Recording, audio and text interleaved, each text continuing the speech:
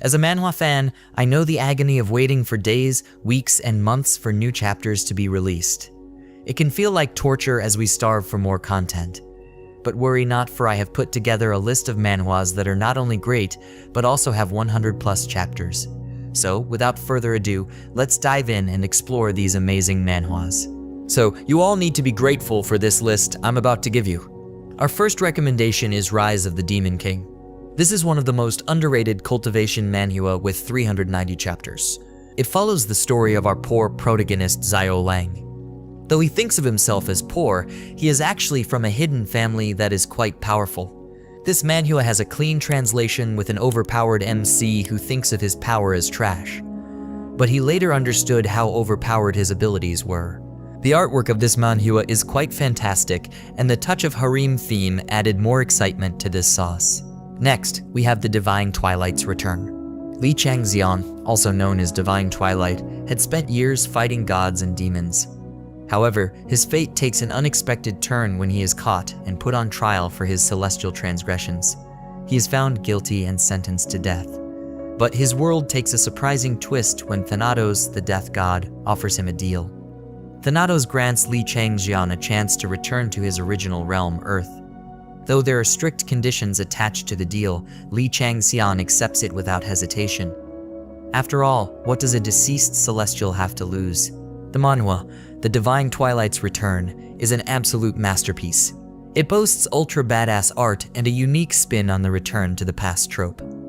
The narrative is well crafted and includes on-point expressions, interspersed comedic scenes, and adrenaline-pumping battle sequences.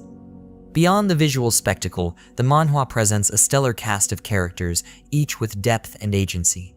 For those who enjoy dungeon manhwa featuring overpowered main characters, this is a must-read. Next, we have the world's best assassin.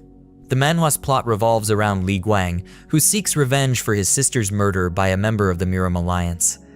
After successfully avenging his sister, he ends up in prison, but strikes a deal with the alliance to work for them for 6 years in exchange for his release.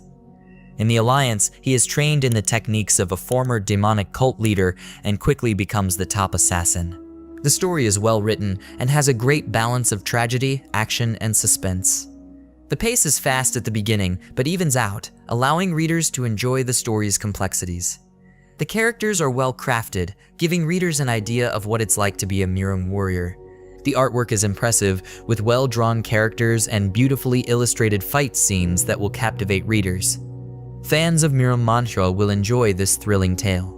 However, casual readers may find the amount of information about the Murim world overwhelming, making it less engaging for them. Next, we have martial God Asura. Martial artists always seek strength that transcends human limits. In this manhwa, our main character Chu Feng's set to become stronger after being mistreated by his family, but unlike other cultivators, he is not the forgiving type. Anyone who dares to threaten his life, either knowingly or unknowingly, must be killed. And for those who genuinely love him, he can move the mountain and walk through mountains of blade just to rescue them. This manhwa is quite underrated because of its old style of drawing, but it is a masterfully written for martial arts lovers. Before we move to our number 1, here are a few honorable mentions that I personally savor. The first one is Solo Leveling with the badass MC Necromancer. It is a masterpiece worthy of its title as the Titan of Manhwa. Following SL is Martial Peak with its 3,000+ chapters. It remains one of the best manhwa out there that delivered even though it is also at 4,000 chapters. Lastly, we have Quest Supremacy. The story is set in the modern world, and it follows the life of the protagonist, Sehyun Kim. Sehyun is constantly bullied by his peers, and he wishes that his life could be like a quest in an RPG game. His wish is granted when he is presented with a real-life quest prompt. This is another good manhwa that I quite don't like because of how trashy the MC was at the beginning.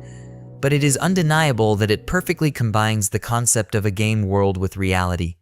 It also has awesome artwork and decent character development. The protagonist is hilarious, and he is surrounded by important and interesting side characters as he strives to get stronger.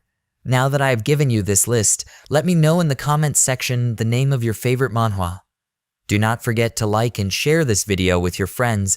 They might be looking for a new manhwa to read. Peace out.